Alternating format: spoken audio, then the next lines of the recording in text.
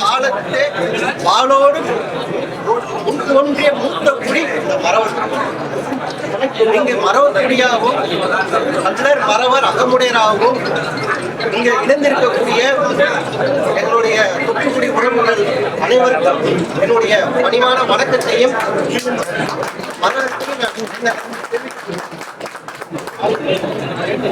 இங்கே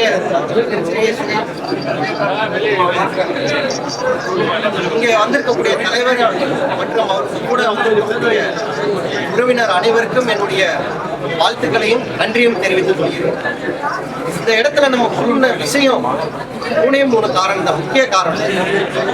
இந்த மாசம் 1/12/2024 அன்று திருநெல்வேலி ஜங்ஷன்ல ஒரு கயவர் மிக மோசமாக இந்திய தேசிய ராணுவத்தை கட்டமைத்த நமது மாபெரும் போராட்ட வீரருமான நேதாஜி சுபாஷ் சந்திர போஸ் அவர்களை நாட்டை விட்டு ஓடிய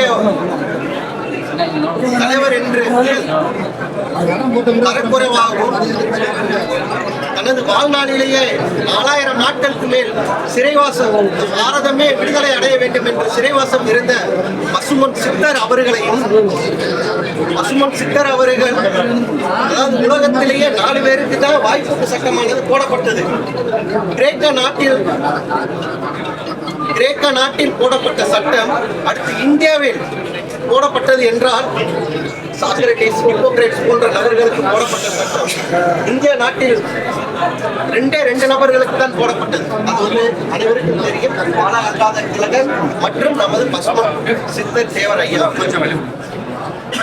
இப்படிப்பட்ட சூழ்நிலையில் கிட்டத்தட்ட காங்கோ சிறைச்சாலையில் 4 வருடம் அடைக்கப்பட்டவர் பிரிட்டிஷ் இந்தியன் ஆர்மியா. அது மட்டுமல்லாம காங்கோ சிறைச்சாலை என்பது மத்திய பிரதேசத்தில் இருக்கிறது. பிரிட்டிஷ் இந்தியன் ஆர்மியால சிறைவாசம் பட்டு உடனடியாக அங்கிருந்து வெளி வாசலுக்கு வந்த மனமே லட்சத்தீவு சிறைச்சாலைக்கு மாற்றம் செய்யப்பட்டார். வாழ்நாள் முழுக்க இந்திய சுதந்திரத்துக்காகவும் பாரதத்தோட விடுதலைக்காகவுமே போரிட்ட பாடுபட்ட நமது தேவர் ஐயாவை தெளிவாக பேசியவர்கள் மானமே உயிர் என்று வாழ்ந்த இந்த மறவர், விசுவாசமே உயிர் என்ற இந்த மறவர் மக்கள் பெருவாரியாக இந்த ஒட்டுமொத்த தமிழகத்தில் இருக்கக்கூடிய ஒட்டுமொத்த பாரத தேசத்தின் விடுதலைக்காகவும் ஒட்டுமொத்த பாரத தேசத்தின் விடுதலைக்காகவும் இங்க இருக்கக்கூடிய அனைத்து தமிழ் சமுதாய குடிகள், அனைத்து சாதி மதம் அத்தனைக்கும் ஒரு பெரும் பாதுகாவலராகவும் அவர்களை அரசாட்சி செய்தவர்களாகவும் மன்னர்களாகவும் மந்திரிகளாகவும் போர்ப்படை வீரர்களாகவும் தளபதிகளாகவும் தன்னுடைய இன்னுயிர்களை மாய்த்துக் கொண்டவர்கள், தன்னுடைய இன்னுயிர்களை நாட்டோட சுதந்திரத்துக்காகவே அர்ப்பணித்தவர்கள். இது மட்டுமல்லாது இந்த மரபுகள், இந்த பகுதி மரபர்கள் எப்படி சுதந்திரத்துக்காக நம்ம முதல் பொருள் கொடுத்தோம் அப்படின்னு சொல்லி கேட்கிறாங்க நம்ம கிட்ட. பாத்தீங்கன்னா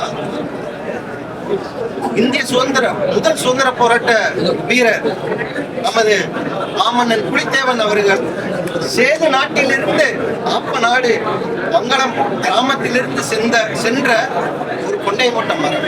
இவர் கிட்டத்தட்ட 18 வருடங்கள் வெள்ளையரை எதிர்த்து போராடியார். இப்படி வேலு நாச்சியாராக இருக்கட்டும், ரிப்பன் முத்துராமலிங்க சேதுபதியாக இருக்கட்டும், எத்தனையோ மன்னர்கள், நாச்சியாராக இருக்கட்டும், நமது மருது சகோதரர்களாக இருக்கட்டும், அத்தனை பேருமே இந்த திருநாட்டோட சுதந்திரத்துக்காக பாடுபட்டவர்கள். அவர்கள் எல்லாம் மிக உச்சையாகவும் யாருமே பயன்படுத்த முடியாத அன்பார்லிமெண்டரி மிக மோசமான வார்த்தைகளால பேசிய நபரை கிட்டத்தட்ட 25 நாள் ஆகியும் இந்த அரசாங்கம் கைது செய்யவில்லை. இப்படி ஒட்டுமொத்த சமுதாயத்தோட ஒரு எமோஷனை, ஒரு உணர்வை புரிந்துக்காத இந்த அரசாங்கத்தினர் அந்த கயவரை உடனடியாக கைது செய்ய வேண்டும் என்பது மட்டுமே நமது நோக்கமும். அரசாங்கத்துக்கு நம்முடைய சொல் கேட்க வேண்டும் என்பதே இந்த ஆர்ப்பாட்டம். அதாவது கண்டன ஆர்ப்பாட்டம் நம்மள எல்லாரும் கட்சிகளையும் பார்த்தீங்கன்னா 100 பேரு, 500 பேரு, 1000 பேர் என்று கண்டன ஆர்ப்பாட்டம் 10,000 பேர் ஒரு மாநாடாக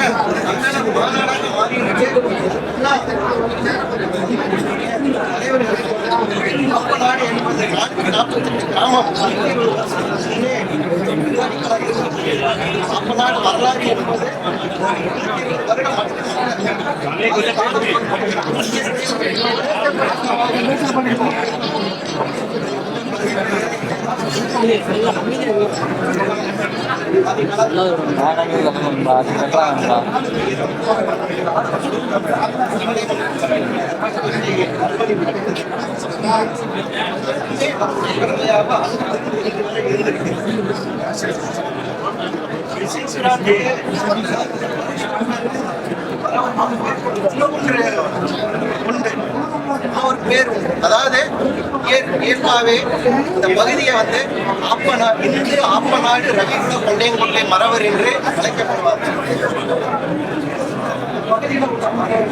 இன்று ஆப்பநாடு ரவிகுல கொண்டையங்கொட்டை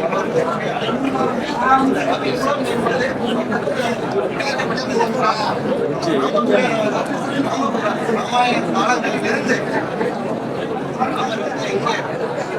அயோத்தியில் பிறக்கிற வனவாச வாராங்க. அவருக்கு ஒண்ணு நான் சீத்தைய கடத்தி கொண்டு போகும்போது இந்த படை அவருக்கு அயோத்தியிலிருந்து படையை வரவில்லை. கடல் சார்ந்த குரங்குகளுக்கு இங்க வேலை கிடையாது. மாநகரங்களை போன்று உடல் வலிமையாகும் 6 அடி உயரம் வீரத்தோடு இருந்த இருந்த